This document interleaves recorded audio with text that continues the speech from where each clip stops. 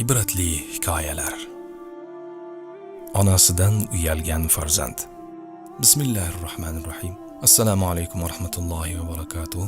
Aytingchi, bu dunyoda kim siz uchun jonini bera oladi? Kim siz uchun o'zini qurbon qilishga tayyor? Bir o'ylab ko'ringchi. Allohga qasamki, onangizdan boshqa odamni topa olmaysiz. Hech kim sizni onangiz kabi sevmaydi, sizga g'amxo'rlik qilmaydi. Ha, aslo hech kim onangiz kabi jonini qurbon qilishga tayyor emas. Hikoya qilishlaricha, bir yosh yigit o'z onasini yoqtirmas ekan.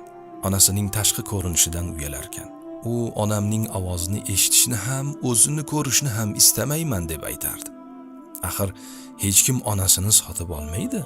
Nima bo'lganda ham u sizning onangiz-ku. Siz onangizning roziligini topishingiz kerak. Aks holda Allohning g'azabiga uchraysiz. Bu yigitning onasi juda mehribon edi. Lekin ona qanchalik yaxshilik qilmasin, farzandi yaxshi munosabatda bo'lmasdi. Chunki mushtipar onaning faqat bir ko'zi bor edi. Farzandi onasini tug'ilgandan beri shunday holatda ko'rdi. Shu sababli o'g'li onasining tashqi ko'rinishini yoqtirmasdi. Do'stlari bilan uchrashganda ham onasidan uyalardi. Kunlarning birida ona o'g'lining maktabiga borganda farzandi "Nima uchun bu yerga keldingiz? Boshqa kelmang" deb jahl qildi. Aziz yoshlar, aslo onangizga bunday qo'pol munosabatda bo'lmang. Uning qalbini sindirmang. Bunday qilsangiz Allohning g'azabiga uchraysiz. Axir farzand o'z onasiga ham shunday muomala qilishi mumkinmi? Ammo ming afsuski, hikoyamizdagi yigit o'z onasiga juda qo'pol munosabatda bo'lardi. Kunlar o'tishi bilan uning muomalasi yanada yomonlashardi. Lekin ona hamon o'g'liga juda mehribon edi. Ona yolg'iz o'zi farzandini hech kimdan kam qilmay katta qilardi. Farzandi maktabni tugatdi, ammo o'qishni xorijda davom ettirishga qaror qildi. Onasi qancha iltijo qilib, yalinib, yolvormasin, farzandi qarorini o'zgartirmadi. Onasini yolg'iz tashlab o'zi xorijga uchib ketdi.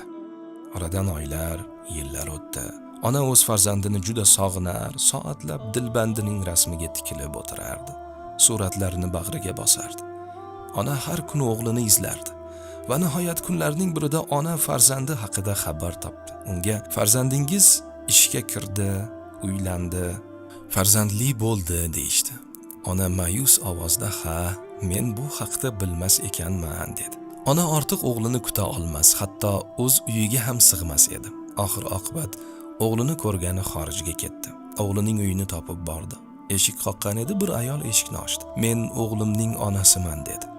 Ayol qariya ayolni uyga kiritdi. Buni ko'rgan o'g'ilning ikki yuzi qizarib peshonasidan ter oqdi. "Nima uchun keldingiz?" dedi. O'g'il hamon o'z onasidan uyalardi. Ayol turmush o'rtog'ining onasiga yaxshi so'zlar aytdi. "Biznikida qoling" dedi.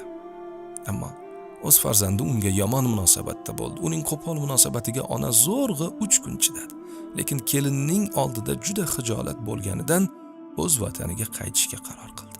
Ona uyiga qaytgach, bolasi bilan boshqa aloqa qilmadi.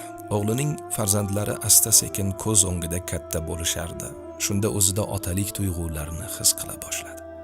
O'zining onasini esladi. Onasiga qilgan qo'pol muomalasidan afsuslandi, ammo endi judayam kech edi. Onasini sog'indi, uni ko'rishni istadi. Uyiga qaytib onasidan kechirim so'rashga qaror qildi. Bir nechta joylardan onasini izladi, lekin unga har safar "Bu yerdan ko'chib ketgan" deb javob berishdi. Oxiri onasi yashagan so'nggi manzilni topdi. Ular "Ha, onang shu yerda yashardi, lekin u olamdan o'tgan" deyishdi. Farzand qattiq xafa bo'ldi. "Onang senga bir maktub qoldirgan edi" deb onaning omonatini o'g'ilga berishdi. Farzand xatni olib darhol o'qib chiqdi. Unda bunday jumlalar yozilgan edi. "O'g'lim, bir o'zimni uzoq yillar tashlab ketganing meni qattiq xafa qildi, lekin sen mening farzandimsan va men seni yaxshi ko'raman. Men senga aytmoqchi bo'lgan eng oxirgi so'zlarim bor edi. Sen dunyoga kelganingda baxtsiz hodisa tufayli bir ko'zingni yo'qotgan eding. Senga kimdir o'zining ko'zini bersa tuzatishning imkoni bo'lgani uchun men o'z ko'zimni berdim. Ikkinchi ko'zimni esa seni ko'rish uchun qoldirdim." Farzand onasining qabriga borib tinmay ko'z yosh to'kdi. onajon, meni kechiring deb dod solardi. Onajon, meni kechiring deb dod solardi.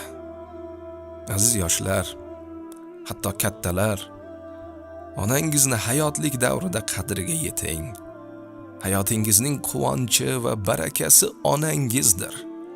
Hatto jannat uning oyoqlarining ostidadir. Onangizning oyoqlaridan o'pib oling. Shu so'zlarni eshitiboq onangizning holidan xabar oling, uni xursand qiling, quchoqlab, men sizni yaxshi ko'raman deb ayting.